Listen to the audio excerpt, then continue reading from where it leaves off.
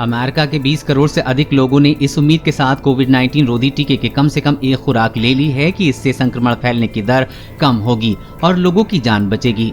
अनुसंधानकर्ताओं ने बड़े पैमाने पर क्लिनिकल परीक्षणों से टीके की प्रभावशीलता के बारे में जाना है।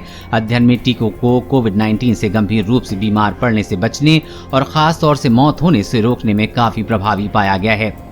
वास्तविक दुनिया में हालांकि किसी भी नए उपचार का पता लगाना महत्वपूर्ण है, क्योंकि टीकों की जनसंख्या स्तर के लाभ क्लिनिकल परीक्षणों में पाई गई प्रभावशीलता से अलग हो सकते हैं। उदाहरण के लिए अमेरिका में कुछ लोगों ने टीके की केवल एक खुराक ली है, जिसका मतलब है कि वो टीके की दोनों खुराक लेने वाले व्यक्ति से कम सुरक्षित हैं। इसी तरह टीके की खुराक लेने वाले लोगों के कोविड-19 संक्रमण को फैलने की संभावना कम है, जबकि टीका न लगवाने वाले लोगों द्वारा इसके प्रसार की संभावना अधिक है। इससे टीके क्लिनिकल परीक्षणों के मुकाबले जनसंख्या स्तर पर अधिक प्रभावी पाए जा सकते हैं। मैं एक स्वास्थ्य अर्थशास्त्री हूं और मेरा दल तथा मैं टीकाकरण की महामारी पर पड़े असर का अध्ययन कर रहे हैं। हम यहाँ जानना चाहते थे कि अमेरिका में राज्यों द्वारा चलाए गए कोविड-19 रोधी टीकाकरण अभियान के कारण टीकों से कितने लोगों की जान बचाई जा सकती है। मार्च 2021 में जब राज्य के कोविड-19 टीकाकरण पर साप्ताहिक आंकड़े आने शुरू हुए तो मेरे दल ने राज्य की टीकाकरण दरों और साथ ही प्रत्येक राज्य में कोविड-19 के मामलों तथा मौत के बीच संबंध का विश्लेषण करना शुरू किया। हमारा लक्ष्य ऐसा प्रारूप तैयार करना था जो टीकाकरण के असर को मापने के लिए पर्याप्त हो। ये करने के लिए हमारे प्रारूप ने कम टीकाकरण दरों वाले राज्यों के मुकाबले उच्च टीकाकरण दर वाले राज्यों में कोविड-19 के मामलों की तुलना की।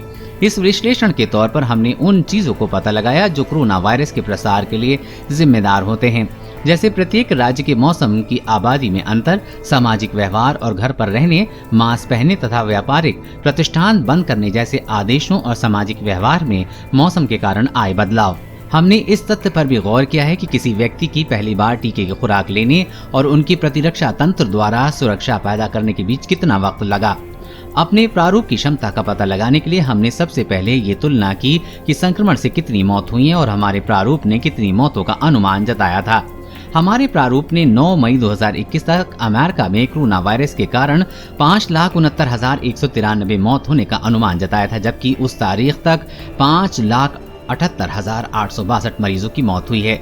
ये अंतर हमारे प्रारूप के अनुमान से 2% कम था। राज्य की टीकाकरण दरों के आंकड़े का इस्तेमाल कर हमने पाया कि टीके की खुराक उपलब्ध न होने से 9 मई 2021 तक 7,08,586 लोगों की मौत हो जाएगी, जबकि अब तक 5,69,193 लोगों की मौत हुई है। हमारे प्रारूप से पता चलता है टीकों से 9 मई 2021 तक 1,40,000 लोगों की जान बची है। हमारे अध्ययन में टीकाकरण शुरू करने के बाद के कुछ महीनों के आंकड़ों का अध्ययन किया गया है।